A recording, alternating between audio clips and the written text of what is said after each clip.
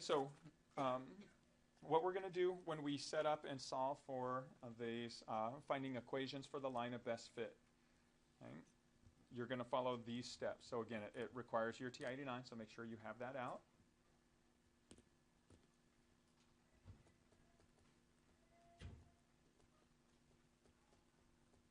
The first thing you're going to do is you're going to access the data matrix editor.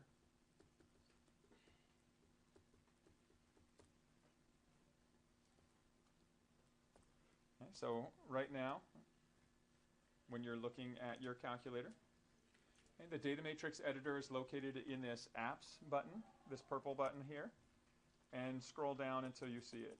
When you turn on your calculator and it has little icons on it to start with, you can also find it there. Okay. When you choose the data matrix editor, okay, it's going to give you the option of current, open, or new. All right. If you hit current, if it goes directly to a sheet, you're good. If it doesn't, and which for most of you, if you haven't ever used this on your calculators, it's going to prompt you to create a file, correct? Okay, so I'm going to go through how to create a file. And you really only have to do this once. So if you go down and choose new, or if it prompts you to at this screen, hey, make sure that the data or the type of tables you're creating is going to be a data table. You don't want matrix here, so make sure this says data. Scroll down, the main folder is fine, and where it says variable, that's just the name you're going to give it. And what I do for this is I just call this algebra 2. So I'm going to type in the word ALG, and then deselect alpha, the number 2. And that means that that's what we're going to use for this class. You never have to save any of these for anything beyond, but we're just going to call it algebra 2. And once you have that as algebra 2, what you can then do, it should open it for you, but then you open it up, and that is your the cells that you're going to use.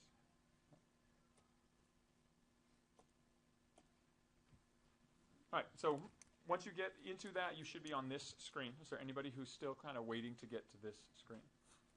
So the next step after you access your data matrix editor is you're going to enter the data. All right, so what you see here is your left column will be your x's, or in this case, column 1. Your second column will be your y's, or your column 2.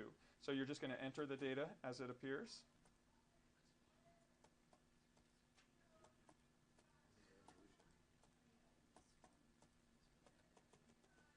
Right? And again, keep in mind, you guys are working with technology from 2005. Okay, so it is not necessarily as easy as it would be on a computer or iPad.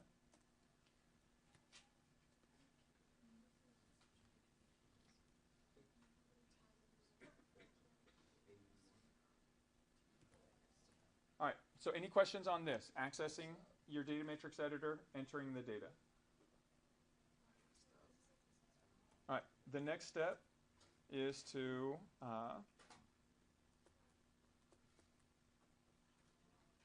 you're going to run your regression here. So once you enter your data, we're going to look to run the regression, and running the regression takes the following steps. Okay, we're going to use this F5 Calc tab. Okay, so right here, F5 Calc. It's going to open up some options. Okay, in these options, it's going to ask you what kind of calculation type you want. Okay, what we're doing right here is we're running what's called a linear regression. So it's going to be called LINREG. So it's option number 5. Okay. In addition to that, we move down to the next field. This is asking us which columns we are identifying as our X and our Y, our inputs and our outputs. Okay, so if you remember from the when we entered these, C1 was the column that we're putting our X's, C2 is the column we're putting our Y's. Now, when you start typing these in, it's automatically locked in an alpha key.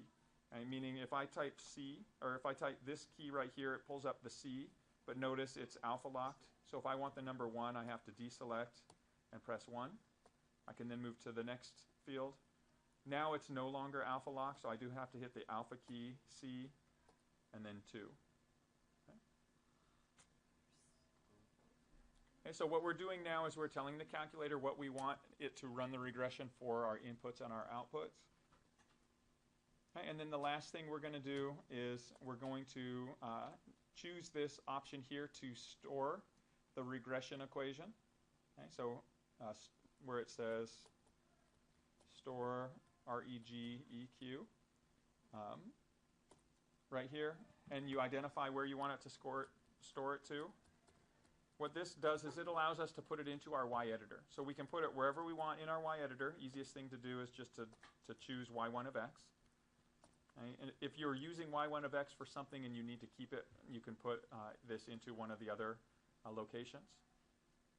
You don't have to do this, but it's a good idea to do it because you can always go in and access this equation if you need to. Okay? And so once we hit all of these, we choose enter, and it's going to give us a screen that shows the generic form of a linear equation. It's going to call it y equals ax plus b, and it's going to tell you what your a value is, what your b value is, what your correlation coefficient is, which we'll talk about a little bit later. And so it'll give you that information. The correlation coefficient is going to be some positive or negative number close to 1. The closer it is to 1, the tighter and more accurate the line best fit is based on the data. Okay, the bigger or the further away from 1 it is, the wider sort of the channel of points when it's figuring that out.